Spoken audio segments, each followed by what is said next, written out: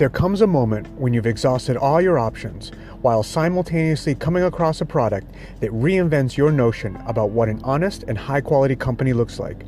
The Healing Rose was the catalyst to that very moment for me. The Healing Rose Company is a female-owned Massachusetts CBD company based out of Newburyport that prides themselves in using only the best USDA-certified organically sourced ingredients for their vast line of therapeutic products. Their line stretches from lip balms, tinctures, skin balms, roll-on oils, and bath products.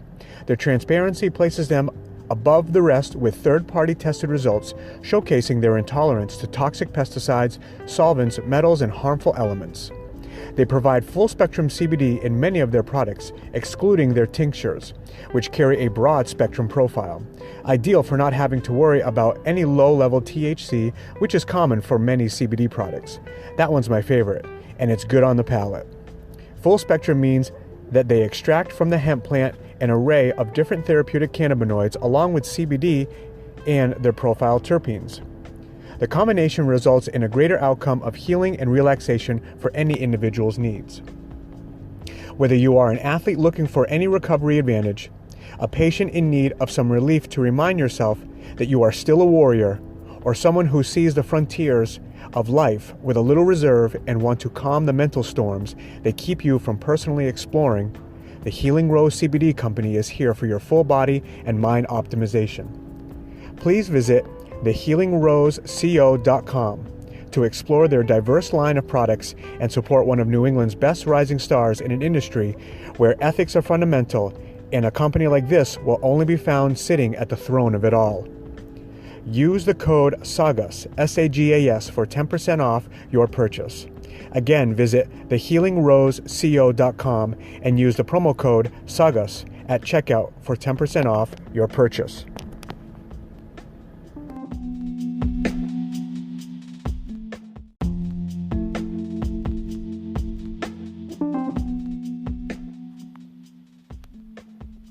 To the many martial artists, entrepreneurs, dreamers, and thinkers, how often, for your own sake, would you love a symbolic reminder of your mentality and the perfect dichotomy to match? Murder Nerd is an independent clothing apparel line that represents the sharp, relentless focus towards personal growth and athletics. It embodies the vitality of their creative owners and the network of people who run on the same frequency. Why not elevate your frequency in comfort and style? Visit www.murdernerdsfitness.com for their personal line of shirt and hat wear. Enter the promo code SAGAS, S-A-G-A-S, for 10% off your purchase. Again, visit murdernerdfitness.com and enter the promo code SAGAS for 10% off your purchase.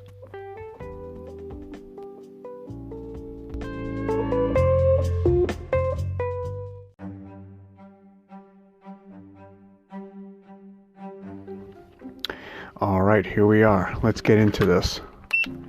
Ding, ding, ding. Turn it on. Ding, ding, ding. I should have done this before. I'm so sorry. Oh, my goodness. I'm sorry. Last time. Okay. All right, let's see. Picking me up? Yeah. All right, let's get into this quickly and right away.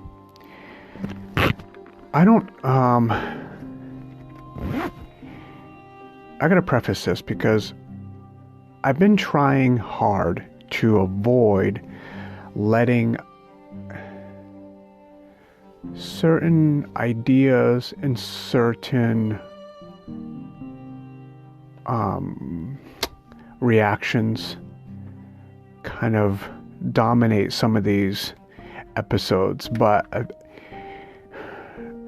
I think I'm coming to a place where I feel that I have a responsibility to myself to try to explore some of these gut reactions in the best way that I can, because they are full of landmines. And the more I try to avoid this, the more the more it just really bothers me. It just really bothers me, and I feel like I try to give it a good amount of thought so that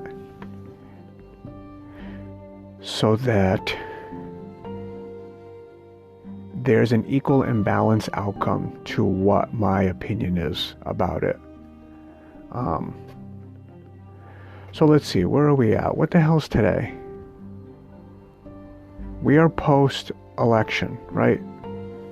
So yes, you're probably not going to hear this for a while. And I have no idea where we're going to be at election-wise by the time this comes out. But Biden has won. And I'm still confused because he's won, but the media has declared that he's won. But somehow we're still counting votes, and then all this legal stuff that I don't totally understand about voter fraud and this and that. And some states are perpetuating the idea that there's fraud, and some other states aren't. So, it's a mixed bag. So just like anything else, we have truth spouting from two sides, and the truth is very different. So now we're post-election, and people are happy. Obviously, people are frustrated. Most of the frustration comes from just the idea, I guess, other than that Trump has lost, the idea of the election being rigged, right? And I think I would assume that every election there's always going to be an amount of people that think that. And every election, when it's this big, there's always going to be a certain small amount of logistical hiccups that I guess by the nature of how big an election is, it's going to happen. But that doesn't mean that those hiccups were kind of engineered with ill intent. But everybody's frustrated about that, but people are happy because it's going to,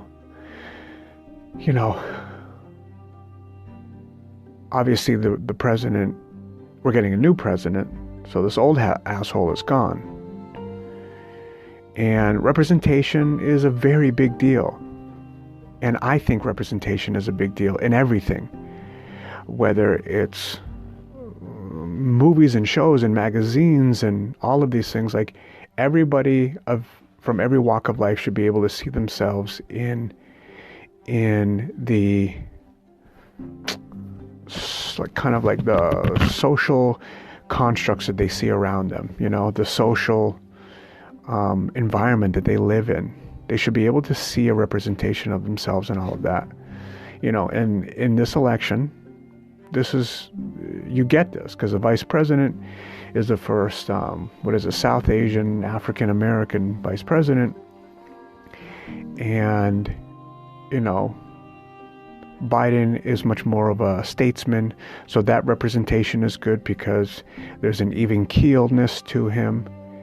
The off-the-cuff kind of rhetoric that's been going on has not been helpful to a lot of people. You can agree to like that. You can not like that. That's your prerogative for whatever reason. So people are happy about that, and that's huge. And let's see. So my big thing that I'm observing a lot lately, and I know I've touched on this, and I know that I'm sure this might come off annoying because, listen, I lean left on a lot of things, and I lean right on a few things. And I don't understand how they don't intertwine into a good mesh of just, I don't know, beliefs, morality, I don't know. But let's see, where the hell is that? Oh, God, this is getting hot already.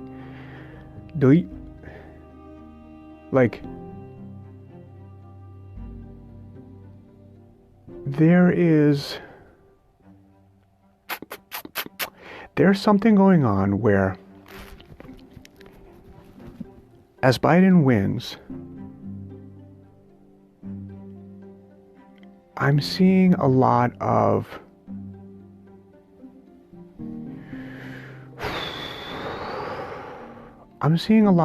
just bad representation of the populace that actually are Democrats. And what I mean by that is, in their victory, there's no humble win. And yes, we can say that if the right won, they'd be rubbing it in people's faces and this and that, but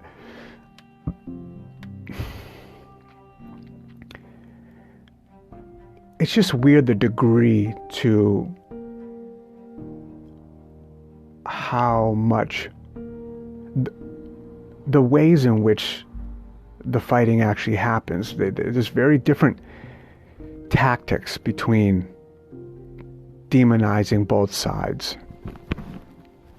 And it's strange because it doesn't seem like you can question the left, right? It's easy to question the right because on an extreme end, it's very scary, it's very dangerous, it's nationalism, it's racism, it's all of these kind of like caricatures of just ignorant ideas, right? And as much as I subscribe to the idea of the left, a very heavy-handed extreme side of the left, I think is harder to uncover, and I think it's even harder for they themselves to understand it, because they're on a momentum of this idea of goodwill and righteousness, right?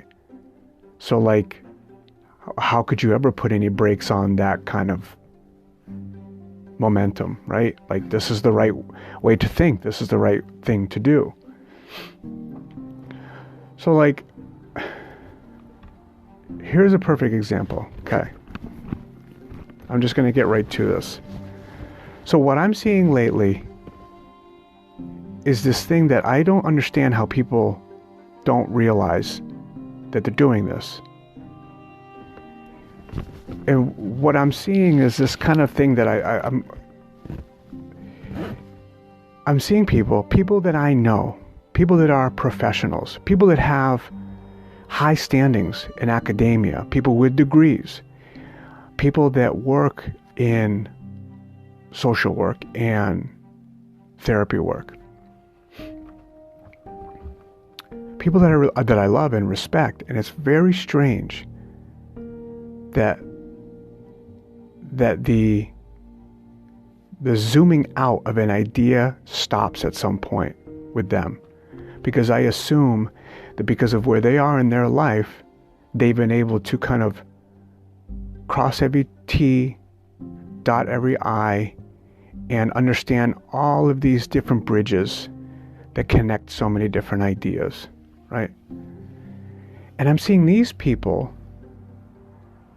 very specific example, they're rotating around these ideas and these like articles, right? Articles, videos, and even just in talk. I hear this in talk where we're pathologizing the Republican mind, or more specifically, pathologizing the, what do you call it? The Trumpeteers, the Trumpism, right? Pathologizing Trumpism. And by pathologizing, I mean just like breaking down clinical subsections of psychology and attributing these things to the physical mind of somebody who voted for Trump, right? So for one, I'm like, well, doesn't that, if you say that, doesn't that compromise your ability to like work with people?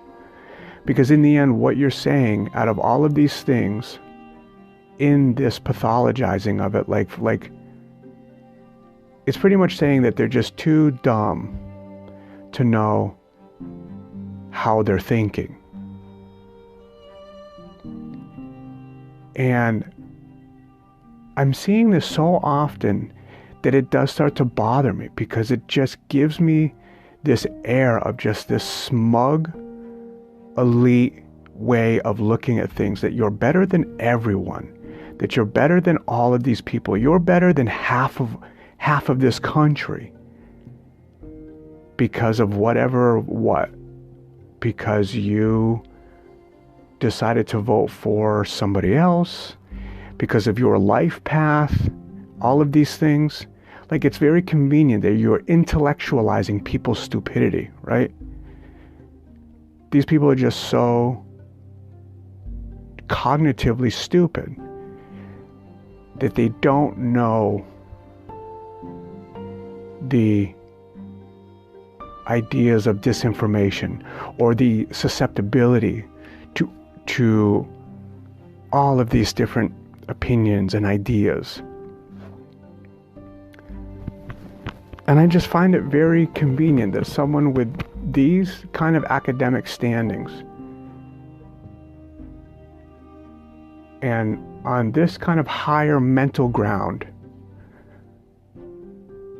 that they themselves can just easily put out the idea of, well, this must actually be what's wrong with these people. It's their mind. Their minds are broken, right? They have this section in there where it analyzes fear responses, and like the size of the amygdala. And as they study this, they see that that connections, synaptic connections and lights start to flash more in more Republican-minded people. And I love that when I read these things, there's nothing to reference, so I don't get to actually look at the clinical trial setting. You also don't get to see like the demographic of people that you're looking at, right? So if it's Republicans that are doing this, don't you think that maybe there's a chance that within the Republican, I guess, party, you're going to have more people that have served. So people that have actually seen real violence and been under real threat, that if you test them when they come home, yeah, they might have more flashes when you give them an image or a sound of something, whether it's speech or images of violence, whatever, because these people have witnessed this.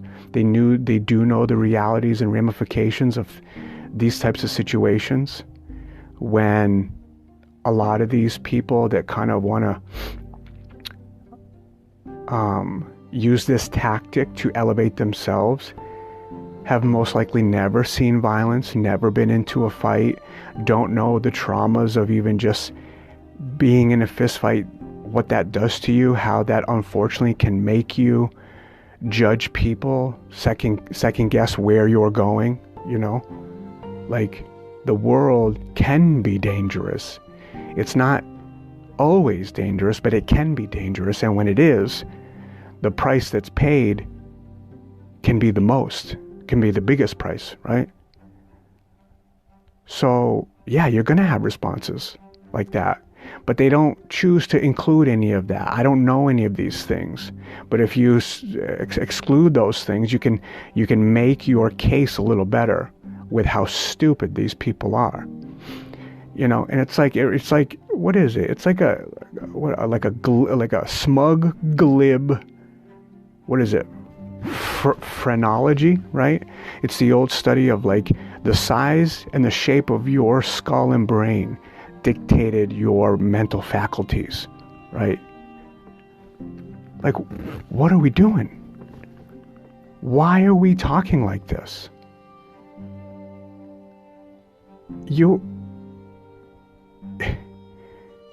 To apply mental deficiencies to the way somebody votes, like,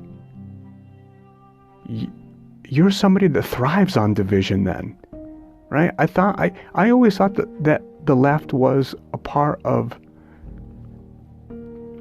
helping the community and helping people that were that aren't represented well at all, right? And that it used to be like the Workers' Party, and it holds all of these different party schisms, I guess. Like it goes into libertarianism and whatever a leftist is, and then whatever a progressive is. All these things that seem to lean more towards elevating the social aspects of a human. But it's just strange that how so many people subscribe to now wanting to dehumanize the other party. And that's the part that I think is the scariest part to me, because you might think it's cute and that you want to have a little revenge feather in the cap to be able to tweet out something or meme something that'll really get these, it'll really kind of like stick it to these bootlicker fucking boomers, right? Whatever stupid fucking word we want to use these days. And it's like,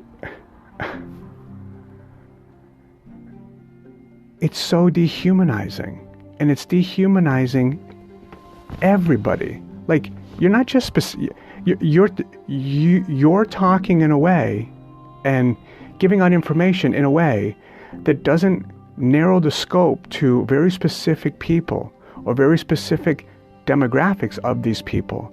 We're just talking about everyone on the right. I'm like, you don't know enough people then.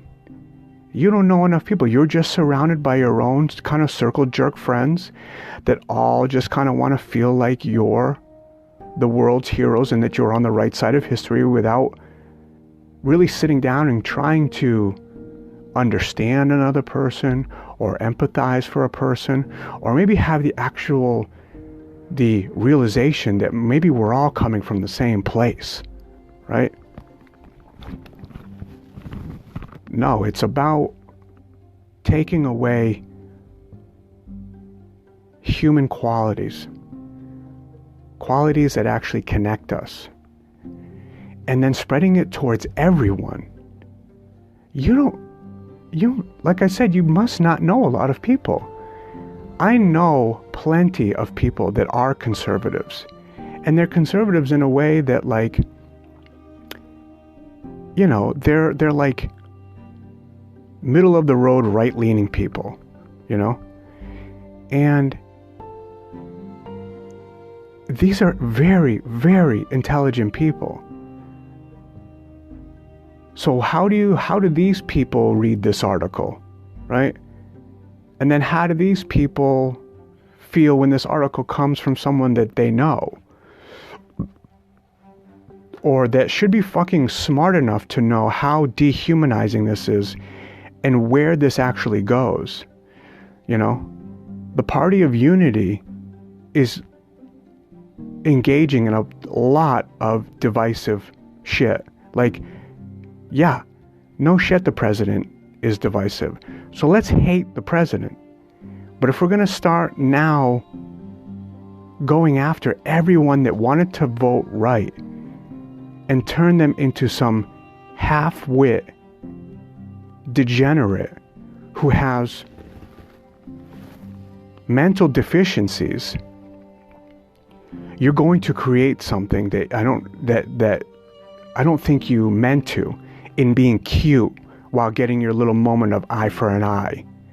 Because that's what this is. It's a bunch of smart people wanting to kind of poke it, feel good about themselves while basking in their victory and shedding on these people. And it's like, in the beginning I was surprised, but I'm like, no, smart people can be very dumb sometimes. And I don't mean dumb, I mean short-sighted. Very, very short-sighted. You want to come together, you want to have peace, you want to show your children how we can get along. Show your kids when they get older the information that you're putting out there. that says that half the people in this country are idiots, are neurologically stupid, right? Trying to use this strange angle of science to kind of take away somebody's humanity in their beliefs, right? You're saying that these people's beliefs don't matter. You haven't even sat down with anybody to get a real idea of it. Okay, what'd you do? Get into an argument with one ignorant person, right? I think both sides, I've gotten into very weird, dumb conversations with both people. People from the left and people from the right. But it's not often. Most of the people I know are smart and empathetic and compassionate and would at least flirt with the idea of trying to know where the other people come from. The problem is that it's when you get on these social networks where you can just easily say whatever you want to say, and all of a sudden it just becomes intoxicating to be able to kind of throw a jab at the party, right? Like, hate the figurehead, hate the president. We can't start blanketing everybody under these ideas, because it's like, okay, do all of these things in this article that fucking pathologizes Trumpism, which I can't fucking stand how we pathologize everything now anyways, but this biased political pseudoscience that we're trying to do to these people, does this apply to the left? Because, like, I could hate you if you were on the left, if you voted for Obama. Well, why would you hate? Why would you hate them? Well, under the same way of thinking, I could say that that person has a mental deficiency because they're not bridging their vote to a person who has persecuted now newly declared patriots, whistleblowers, more than any other administration, throwing them in jail, running them out of the country, when in the end these people have been shown to be correct and true and given up everything to let us know this information. But he's a good statesman, so we let it pass, right? We don't know how to call out wrong when it's wrong anymore. I can apply this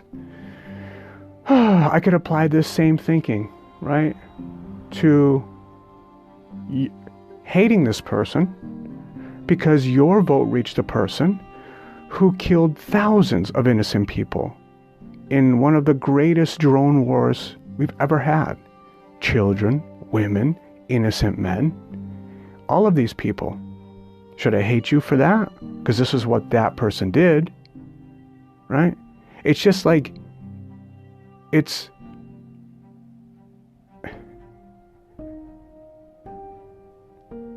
like in the end, if they do the same thing, but one is done behind the curtain and the other one has an obnoxious face, it's easier to just go after the obnoxious face, right? And no, obviously, I know that this president is a POS, and he's done all of these different things, and he's tried to gut the lungs out of the earth by trying to get more lumber contracts in Alaska. Like, he's done all of these things, all in the name of business, right? Who doesn't do things for business? Last I knew, the foundation of the Obama administration was actually fulfilled and carried through using Wall Street money, right? So does that compromise the idea of, well, should we bail out these companies, or are they really too big to fail, right? We don't think about that. But he's a good statesman, and he's a good representation. So we will let it pass, because he unifies us when he's in front of the camera, right? Every president is going to do this. It's okay to hold everybody to the fire. And we should. But the same thinking that we're putting onto these people, which is now going to make things much worse. Like, if we have the ball right now, and let's say Biden wins, isn't it a responsibility of ours to hold all these people accountable now, and to now be the example that we are supposed to be, so that we can dampen that flame, right? You got scared of Trump creating the flame. You're about to put gasoline on it with the way that you're treating half of the country. Because the stereotype character that we're applying all of these stupid pseudo things to, and memes and all of that shit to, is a small demographic of people. And you're going to enrage the rest of the party that was willing to probably listen to you, but the only thing that they really like, or that they were really interested in, was maybe immigration. They're not racist. They might have their reasons. Or maybe it's just guns, right? They're not mass murderers. They might not even have they might not even have any of these automatic weapons, right? That visually terrify all of us. That's just one thing. Like, people are one issue voters. Most people are. And it's sad that people forget that, because they think that one vote encompasses all of the ideology that carries into the side that they voted on. And we just have to hold these people accountable. We have to. But we can't start demonizing and dehumanizing these people, because you're going to go down a very bad road. What did I just see today? Somebody sent me something, and I actually couldn't believe it. What's her name? Alexandria Cortez, right? AOC. Or I guess we can't really call her AOC, because she says that's disrespectful. Even though I think the day that she said that, Biden called out AOC. And so did a handful of other people. So it's okay if some people call her AOC, but not others. It's not really disrespectful. It's just kind of like, it just excludes some people. We just can't know who in the moment. She put something out about how we need to track these people who supported the Trump campaign. Pretty much saying we need to know who these people are and kind of make a list for them for the sake of the future. Like, what does that mean? Does that mean you're not going to let people, work because they were working for someone? Like, that is striving on divisiveness, right? That is not allowing the easy handoff of power. We want to make lists of people who worked for him. How about lists for people that voted for him, right? Are we going to not let civilians get jobs or do certain things because of their political votes? What is happening here? That is an extreme mind on a very important seat. You can't talk like that. But it works, because I think she had 400,000 likes or something like that. So she's speaking to a certain type of person who froths at the mouth at this kind of stuff. And unfortunately, it's a lot. It's too many. And I know that in the end, people just want to win, right? And whoever wins, you don't want to regret the means in which you got there. Because some of these things you're not going to be able to take back. And it's just madness, man. It's madness. This bullshit on fucking trying to use neuroscience as the foundation to why somebody fucking votes a certain way. Hey, how about looking at the evolution of it, right? There's no evolution to political parties, like an evolutionary mechanism in people, right? Where the very beginning it started with, what is it called? Intentionalism? I don't know, something like that. Where the beginning was like, I need that fruit You hold me on your shoulders, I'm going to bend it, then you grab it, right? And then the more that you got people to do that same thing, it's a group intention. We've created an intention.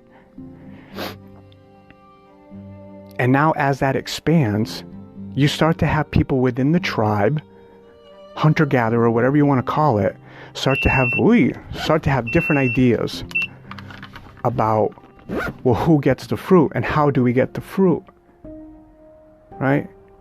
And when we were so much smaller as a society, when we kind of all groups of 20, groups of 50,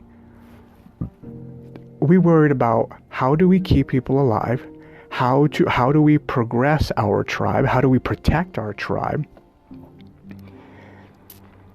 And all of these things encompass a more conservative and progressive side of thinking of things. You know, there's an evolutionary part of this which tells us that we need both. And to think that one side has expanded so much and inflated itself to a place where we can now discard the other side and the ideas on the other side. I mean, I don't know if that's just... I don't know what that is. I don't know what that is. Is that a very high frequency game of manipulation down the streams into society so that power stays where it stays? You know? Or is it constantly taking in information and sharing information that creates a massive egotistical psychosis where you can't tell either side that they're wrong because they have the answer? It's a very different time than when we had to figure this out in the mud, right? But I think this has bothered me because it is a heavy time right now, and it can be scary for a lot of people, and everyone thinks they're right, and I'm fine with transferring power, right? We used to be fine with normal corruption, and then when this crazy guy came in, now we're all begging to go back to normal corruption, because that's what's going to happen, right? Like, do we not understand some of these, like, legal laws that allow for all of these different things to happen, which I'm not going to get into, but, you know, all of the avenues of just financial influences, they're still there. They're still there. But we're begging to go back to that now. It's fucking scary. And, you know, I'm trying to, and I'll end this with this, but it's like I'm trying to embrace this Buddhist idea of the beginner's mind. And I don't have a handle on it fully, but the skeletal version of it is going into a situation, whether it's a situation that that aims the contemplation towards an idea or yourself or something, with a mind that's been deconstructed and is now divorced from all of its conditioning, self-inflicted bias, and asks questions and ponders with a willing ignorance, so that in the end, a sliver of truth arises from it. And I'm trying really hard to do this. And I can tell when I'm like not in the mood for it, or when that's not going well, but I'm still trying. And it's hard to try that because as you do this, you're constantly questioning both sides. You're constantly questioning every crevice of the situation. And sometimes it's confusing to people. People don't like that. It's a hard place to start a conversation from, because you look like you're coming from the opposition. You look like you're a fox from the side of the enemy, right? And I try not to play that game because it's fucking silly. I have convictions. I know what I believe in. I know what I want, but I see too many things that are questionable, right? Whether you're good or bad at reading people, whether you've seen patterns done before, whether you know politics or you don't know politics. You know, like, everybody has a good radar for just what's real, what isn't real, what serves me, what doesn't serve me, what is the truth and what isn't the truth. And that's really what it comes down to. I'm trying to understand what could possibly be the real truth here. And the unfortunate part is that I don't know if it's possible, but if it is possible, whatever opposition doesn't want that truth to be uncovered, they're going to make it so that no one knows it. And that's unfortunate. Because we all deserve the truth. If we all knew what it was, we would all stop going after each other, right? And then maybe we would direct our rage and anger and energy towards the people that actually really do deserve it. And instead I ponder if we're getting duped into this place where we're becoming the minions of people's incredible capability to hold power and sell you something while never giving it to you. And I don't like thinking in that way, because it kind of brings on a little bit of an existential kind of like nervousness to me, that all of it is meaningless. Not life, but just that whole thing. You know, but I think there is meaning into it. I think it's just time to find a way to bring the power back to us, but we're never going to get that power. That power is there for us to have and to grab and to do what we will with it, but we're never going to get there. Ever. If we keep communicating to ourselves like this. If we keep telling each other that you're on kind of some idiotic spectrum which justifies your bad thinking towards your beliefs. Some beliefs are good and some beliefs are bad. I know that.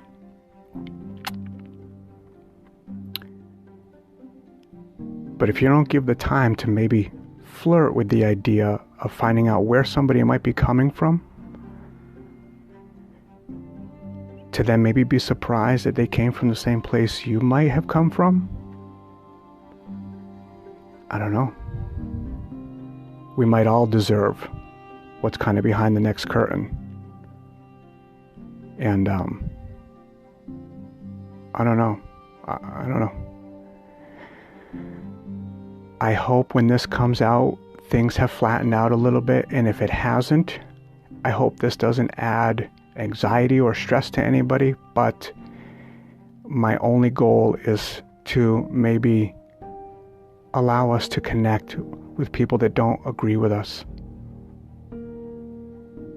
so that the next time around we can get together and do something for real and finally fight the fight that we were fucking all meant to have,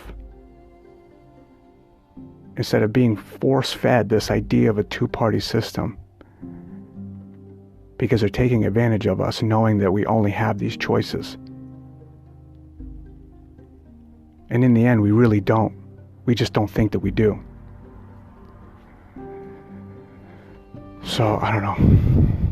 Maybe by the time this gets out, it's going to be like the holidays. So, close to maybe Christmas. So, happy Christmas, happy holiday, happy whatever the fuck you celebrate. I hope you're beautiful and happy, and that Corona doesn't get in your way, and that we can love each other, and let's just sit at the table and have some drinks and have some food, you know, and just remember each other like we were kids, like when we never got caught up in this, and all we wanted to do is just make each other laugh, right? All right, guys, I'm sorry if this was long, but gotta talk about it. We just do. I do. You don't have to listen, but I gotta talk about it. All right, love you.